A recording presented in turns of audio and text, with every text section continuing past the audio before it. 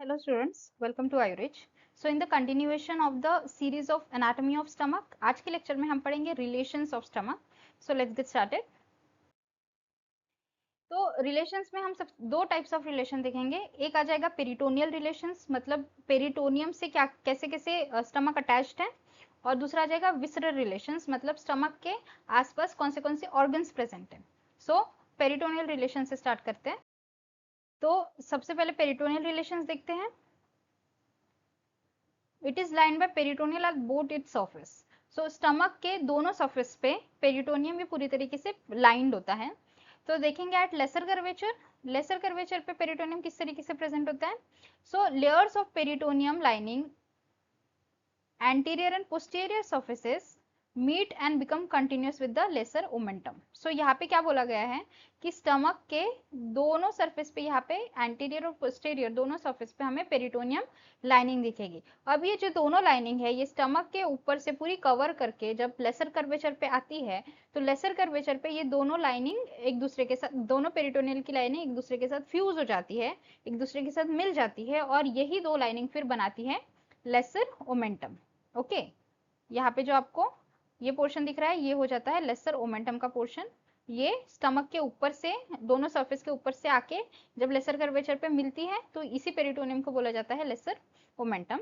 और greater curvature पे यही दो लेयर्स मिलती है और बनाती है greater omentum. So greater curvature पे जब ये दोनों लेयर मिलती है तो ये बनाती है ग्रेटर ओमेंटम. ये भी एक पेरिटोनियल की ही लेयर होती है. उसके बाद फंडस के पास क्या रिलेशंस होते हैं. तो ये जो दो लेयर्स है पेरिटोनियम की, ये फंडस के पास मिलती है और यहाँ पे बनाती है गैस्ट्रोस्प्लेनिक लिगामेंट, जो हमने इससे पहले भी पढ़ा था. दैट फंडस के पास मिलती है, फंडस के पास, नॉट फंडस के ऊपर बट फंडस के पास मिलके ये जाती है स्प्लिन तक, और इसी को बोला गया है, इसी पेरिटोनियम की लेयर को बोला गया है गैस्ट्रोस्प्लेनिक लिगामेंट. और कार्डियक एंड की अगर हम बात करें तो पेरिटोनियम ऑन पोस्टीरियर सरफेस पे यहाँ पे जो पेरिटोनियम है ये रिफ्लेक्ट हो जाता है डायफ्राम के ऊपर एज गैस्ट्रोफ्रेनिक लिगामेंट. तो गैस्ट्रोफ्रेनिक लिगामेंट भी एक पेरिटोनियम की लेयर है जो कि पोस्टीरियर सरफेस से आके, ये आप देख सकते हैं यहाँ पे डायफ्राम प्रेजेंट है. सो यहाँ पोस्टीरियर सरफेस से ये पेरिटोनियम की लेयर आके रिफ्लेक्ट हो जा रही है डायफ्राम के ऊपर इस तरीके से, और इसी रिफ्लेक्शन को, पेरिटोनियम के रिफ्लेक्शन को बोला गया है गैस्ट्रोफ्रेनिक लिगामेंट.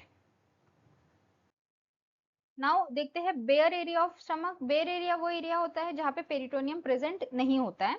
तो ये बेयर एरिया कौन सा है. It is just above the gastrophrenic ligament. Small part of the posterior surface of the stomach is in direct contact with the diaphragm. Gastrophrenic ligament के जस्ट ऊपर एक स्मॉल पोर्शन होता है पोस्टीरियर सरफेस का, जो कि पेरिटोनियम से cover नहीं होता है, वो डायरेक्टली डायफ्राम से कांटेक्ट में रहता है.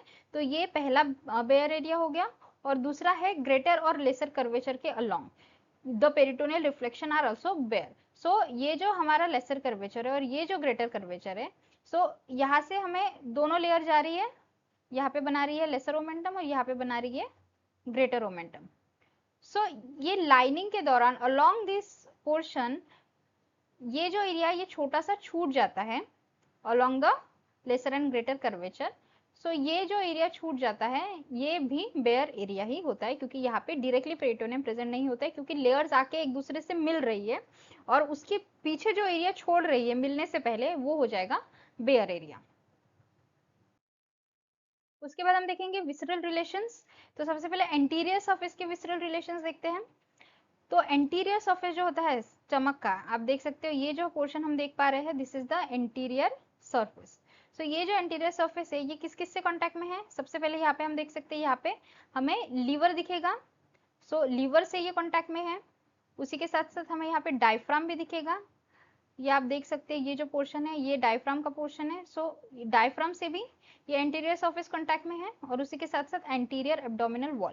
तो ये जो पूरी यहाँ पे वॉल प्रेजेंट होती है, this is the anterior abdominal wall.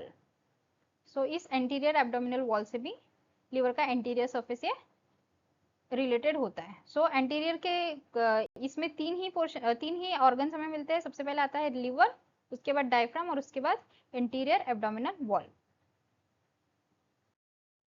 उसके बाद हम देखेंगे पोस्टीरियर रिलेशंस। अब पोस्टीरियर रिलेशन जैसे कि हमने पहले देखा था दैट स्टमक सुपाइन पोजीशन में, मतलब इस तरीके से लायक होता है बॉडी में, सो दैट एंटीरियर सरफेस जो है वो फॉरवर्ड फेस करे, अपवर्ड फेस करे, और पोस्टीरियर या बैकवर्ड और इंफीरियरली फेस करे।